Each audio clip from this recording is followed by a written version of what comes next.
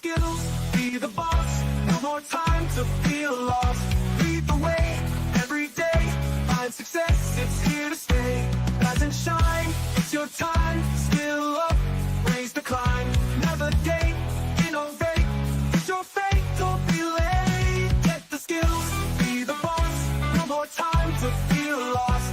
Lead the way every day. Find success, it's here to stay.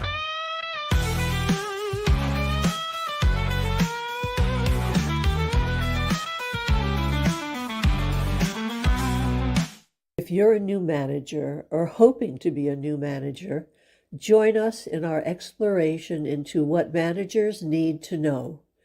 This program will set you up for success by building your knowledge and confidence in the skills you need to be effective. Hello, and welcome to the second of our 5-part series on what managers need to know about problem solving and decision making. In our first week, let's get to that, we looked at defining the problem. First of all, identifying what the steps are in a rational problem-solving model, which are the 5 steps that we're going to be going through in this series. And then we looked at a variety of cause and root cause identifying strategies. The is not matrix, the cause and effect diagram, or known as the fishbone or Ishikawa diagram, the top-down flow chart, and the 5 whys. And we took quite a bit of time going through all of those. So today's session is going to be much shorter because what we're looking at today are the decision-making criteria that we will use to determine whether various solutions are acceptable. And we need to have those decision-making criteria before we start to analyze different alternative solutions. Decision-making criteria are the specific standards, benchmarks, or guidelines used to evaluate and compare different alternatives during a decision-making process.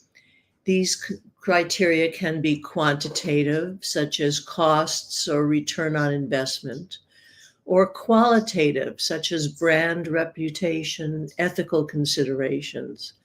And they help to ensure that the decisions are made systematically and rationally based on set priorities. Decision criteria include the specific factors that individuals or organizations prioritize when making a decision. They serve as the basis for evaluating different options and ultimately choosing the best course of action. For example, a manager may invite employees to propose how leave time should be handled, but before they start to come up with solutions and alternatives, the manager could set the following criteria or the boundaries. It has to ensure office coverage. It has to be within the manager's span of control, and it must treat everyone equitably. A second example, a company needs to choose a new laptop model for all employees.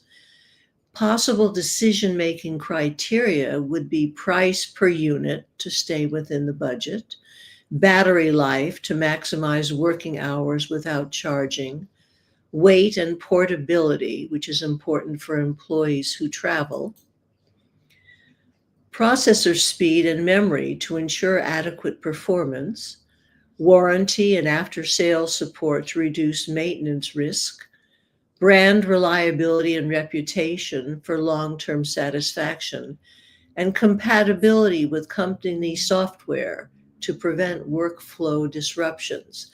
And by the way, we need to recall that in earlier sessions, we looked at in decision-making that we need to look at both the quality of a decision and the acceptance of the decision by those who are going to implement it. So here are two situations where the employees are going to be affected by the decision. And so the manager should, in order to get their acceptance, have their involvement in identifying what potential options would be considered. In example 3, an organization needs to make layoff decisions, and I was involved with this. And so this is a real situation as opposed to the others, which could or could not have been.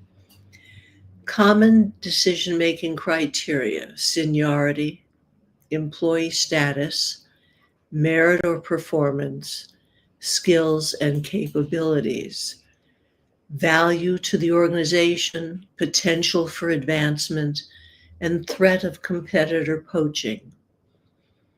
Now, you can come up with your own if you are the manager. You just need to set the boundaries and limitations on what alternatives are acceptable. And when alternatives are proposed, we weigh them against these criteria. So that's all for today. If you would like help in learning how to set decision-making criteria, please schedule time to talk with me using the URL or the QR code. Next week, we're going to look at, in more depth, how to develop alternatives. We've gotten to the root cause, or hopefully we've gotten to the root cause using the different techniques we discussed in the first section. We've got our decision-making criteria. Now, how did we develop the potential solutions, the alternatives that we may want to consider, and then apply those decision-making criteria against? Please join us next week when we look at these alternatives and how we come up with them. Thank you for sharing your time with me. Thank you so much for coming and participating in our discussion of what managers need to know. You can find the videos of this and previous sessions on my YouTube channel or under events on my LinkedIn profile. I'll look forward to seeing you again next week. Get the skills, be the boss, no more time to feel lost. Lead the way, every day, find success, it's here to stay. Get the skills, be the boss, no more time to feel lost. Lead the way, every day, find success, it's here to stay. It's here to stay. Oh, it's here to stay. It's here to stay. Yeah. Get the skills, be the boss, no more time to feel lost.